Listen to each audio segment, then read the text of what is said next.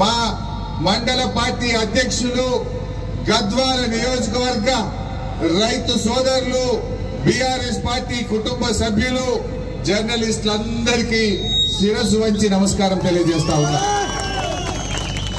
ఇంత మండు టెండల్లో కృష్ణమోహన్ రెడ్డి గారు ఈ నడిగడ్డ ప్రజల కోసం రేపు 15 రోజులైతే తాగడానికి నీళ్లుండయి, మా అక్క చెల్లెలకు కష్టాలు వస్తాయి. ఈ మొద్దు నిద్రపోతున్న ఈ కాంగ్రెస్ ప్రభుత్వం యొక్క కళ్ళు తెరిపించడం కోసం ఆయన దీక్ష చేపట్టారు. ఇవాళ ఈ దీక్షకు గద్వాల నియోజకవర్గంలోని అన్ని కుల సంఘాలు, వర్తక వాణిజ్య హమాలీ సంఘాలు, రైతు సంఘాలు వచ్చి ఎవరెవరైతే ఈ దీక్షకు మద్దతు పలికారో వారందరికీ కూడా నేను హృదయపూర్వకంగా బీఆర్ఎస్ పార్టీ తరఫున కృతజ్ఞతలు తెలియజేస్తా ఉన్నా. కృష్ణమోహన్ రెడ్డి ఎవరి కోసం చేసి ఇదేమన్నా కొత్తగా? వెనుకట పోయినసారి మన బీఆర్ఎస్ ప్రభుత్వం కర్ణాటకకు వెళ్లి అక్కడ ప్రభుత్వంతో మాట్లాడి ఒప్పించి మెప్పించి ఆ రోజు మేము నీళ్లు తెచ్చాం, ఈ ప్రాంత ప్రజల దాహార్తి తీర్చాం. మరి ఏం చేస్తుంది కాంగ్రెస్ ప్రభుత్వం? మాటలు ఎక్కువ, చేతలు తక్కువ. కర్ణాటకలో కాంగ్రెస్ గవర్నమెంటే ఉంది కదా, మరి మొన్న అతనైతే మీకు బాగా మాట్లాడుతున్నారు కదా. ఇలా తెలంగాణలో ఉన్నది కాంగ్రెస్ ప్రభుత్వం, కర్ణాటకలో ఉన్నది కాంగ్రెస్ ప్రభుత్వం. నారాయణపూర్ డ్యామ్ లో 21 టీఎంసీల నీళ్లున్నాయి. ఒక్క 5 టీఎంసీలు ఈ ప్రాంత ప్రజల పంటలు కాపాడడానికి, ప్రజలకు నీళ్లు తాగేయడానికి తేవడం చేతనైతే లేదా అని నేను అడుగుతా ఉన్నా.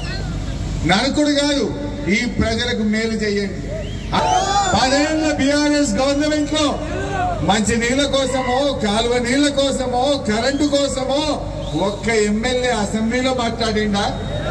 ఒక్క ఎమ్మెల్యే దీక్ష పట్టిండా? మరి గవర్నమెంట్ వచ్చి 4 నెలలు కాలేదు, ఇవాళ రోడ్డెక్కి దీక్ష పట్టాల్సిన పరిస్థితి వచ్చింది. 100 రోజుల్లో 220 మంది రైతులు ఆత్మహత్య చేసుకున్నారు.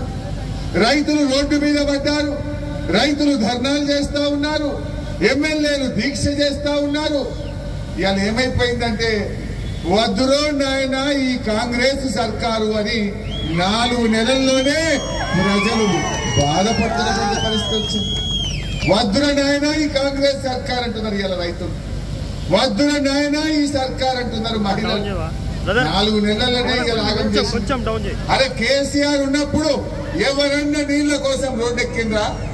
ఈ కష్టాలు వచ్చినాయా?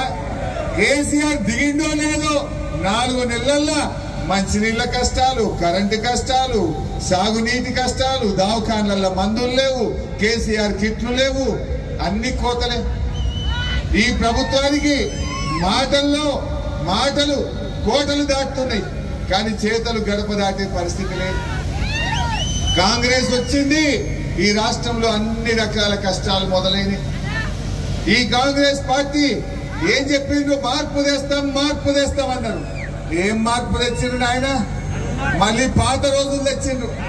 మళ్ళా కరెంటు కష్టాలు, నీళ్ల కష్టాలు, రైతుల ఆత్మహత్యలు, కరెంటు కష్టాలు. నేను రాను బిడ్డో సర్కారు దవాఖానకనే పరిస్థితి వచ్చింది. ఏం మార్పు తెచ్చింది? ఏం ఉద్ధరించిండు మీరు?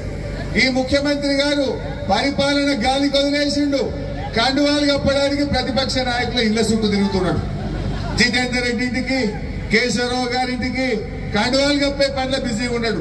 పరిపాలన చేతనైతే లేదని పాలన గాలి కొదిలేండు. రాజకీయాలు తిట్ల పురాణం. కిట్లు బంద్ అయినాయి, తిట్లు మోపైనాయి. కేసీఆర్ కిట్టు బంద్, న్యూట్రిషన్ కిట్టు బంద్, తిట్లు మాత్రం ఫుల్. కాంగ్రెస్ హయాంలో కిట్లు బంద్, తిట్లు ఫుల్. ఇది ఇవాళ రేవంత్ రెడ్డి పాలన, ఈ కాంగ్రెస్ పాలన. దయచేసి ఆలోచన చేయండి. ఇవాళ కేసీఆర్ గారు బీఆర్ఎస్ ప్రభుత్వం, ఇది రైతు ప్రభుత్వం, రైతుల పక్షపాతిగా ఉండే ప్రభుత్వం ఇచ్చింది కేసీఆర్. దాదాపు 40-50% పనులు పూర్తయ్యాయి. వెంట పెడతాం, ఆ పనులు పూర్తి చేసి ఈ ప్రాంత ప్రజలకు.